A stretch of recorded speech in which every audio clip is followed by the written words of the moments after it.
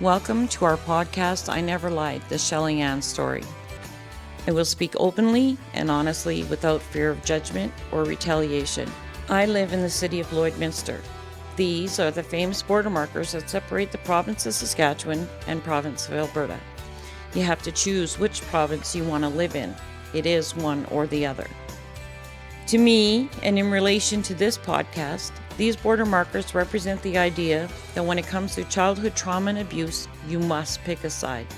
On one side, you can choose to remain silent, believe this is a taboo subject, and not get involved.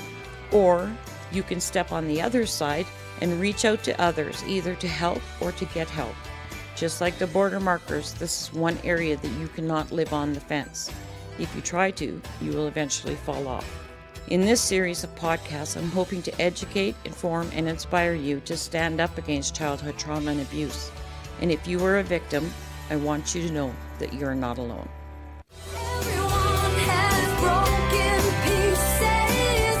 No one is complete. There's no such thing as perfection. It's just not within reach. The puzzle inside is coming together, and I believe it's getting better. It's getting better.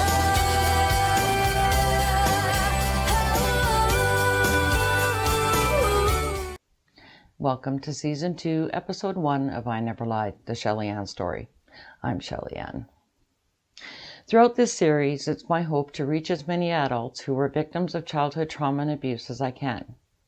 I hope to inspire those who suffer by being trapped within the confines of the deep-rooted adverse effects of childhood trauma and abuse to take a leap of faith and to begin a healing journey. Childhood trauma and sexual abuse is very prevalent in our society. It is not dependent on race, color, creed, religion, or even financial standing. Yet it's the greatest secret ever kept. It's like it's shameful to speak about it if it happened to you. We all have our reasons why we feel we can't say anything. But for me, and I suspect for many other victims, it's because as a child I lost my voice. Many people have asked me why I speak out about abuse and whatever made me write a book full of personal secrets and now podcasts even. They also want to know if I'm afraid I'll be judged. Well, the answer to the judgment is that no one can judge me as hard as I've judged myself. And for the rest of it, well, it's simple. Someone has to do it. Taking my story public may seem like a purely selfish move, but I've cried for the majority of my life because of secrets, terrible, nightmarish secrets. I have to speak up because I refuse to be the dirty little secret kept in the closet any longer. In order to survive this, I need to put myself before everyone else. I've decided that one positive outcome of my childhood experiences, or rather surviving my self-destructive behaviors that resulted from those experiences, would be to make my story public. I want to help the world to understand that abuse in any form is abuse. I want to help others to understand that we are creatures of response, and the behavioral patterns we develop are just that. Responses. And the reality is that we all respond the same way, just to different degrees. By sharing my personal successes and failures, I hope to prove that you too can overcome your anger, grief, pain, guilt, and sorrow if you really work on it. I'll share my emotions of depression, self-loathing, and even the suicidal tendencies that I've lived with. I'll share the details of my struggles with alcohol, relationships, and my diminished sense of self-worth. You will see how my desire to be loved and accepted controlled many of the actions I took in my life, and how that nearly destroyed my relationship with my own daughter. You may even recognize and relate to the many mistakes I've made in my life and see how those mistakes affected everyone around me. I hope to empower you by showing you the strength I've fought for just to face my living demon, my childhood abuser, in a court of law, and I will allow you to bask in the glory of his conviction. And for those of you who were never a victim, I'm hoping this information will help you to understand someone who was abused. I hope you'll learn about what victims go through beyond the abuse and look at them with love instead of judgment and disgust. It's easy to say someone should just know better, but in reality, we only know what we know until we know different. For me, I didn't see myself as having a problem. I saw myself doing better than my parents ever did, so I was on the right track. Honest to God, I was a product of the environment I grew up in. I truly didn't know any better. You'll hear me talk about the many mistakes I've made and what it took to encourage me to make changes, or at least understand that I need to make changes. And this happened because I had angels in my life, people who believed I could be so much more, but most of all, helped me to believe it myself. I ask you now to educate yourself, get informed, and be someone else's angel. I know that what I will be talking about throughout this series will make you uncomfortable, and that's okay, because I believe that education is empowerment, and empowerment brings change.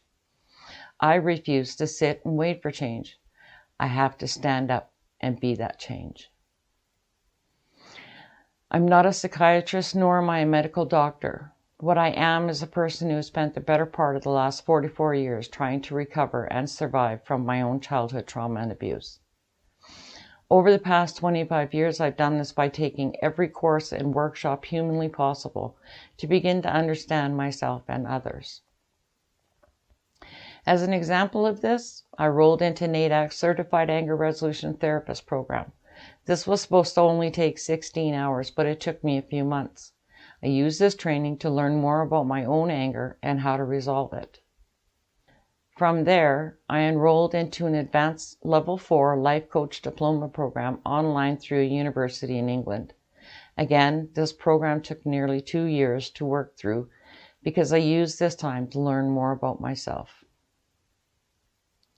Then I began the journey to become a steward of children. I attended workshops provided by a Little Warrior organization in Edmonton. From there, I took courses online through Darkness to Light. These trainings were Healthy Touch for Children and Youth, Talking with Children about Safety from Sexual Abuse, Child Sexual Abuse and the Commercial Exploitation of Children, and Bystanders Protecting Children from Boundary Violations and Sexual Abuse. When I wrote the book I Never Lied, which is my own personal story of survival, it started out as a way of finding my voice. But over the years, it's turned into a learning tool for many other victims. I wanted to share my story, my mistakes, and my triumphs with other victims so they would see that they're not alone. And I want to show that if I could heal and change, so can you. Throughout this season of I Never Lied, the Shelly Ann story, I will be getting serious. And yes, I'm going to make people uncomfortable. But the information I'm sharing will be educational and helpful. I'm going to talk about child abuse and what it is, and what the deep-rooted adverse effects are to victims as children and then as adults. I'll talk about a program I developed called Unstuck: Life After Trauma and how it helped me change my life. It's based on the 4-step healing process, and these steps are see it, feel it, own it, and live on. I have invited my now adult children to share their voices about what they went through with me when they were children and how it's affected them.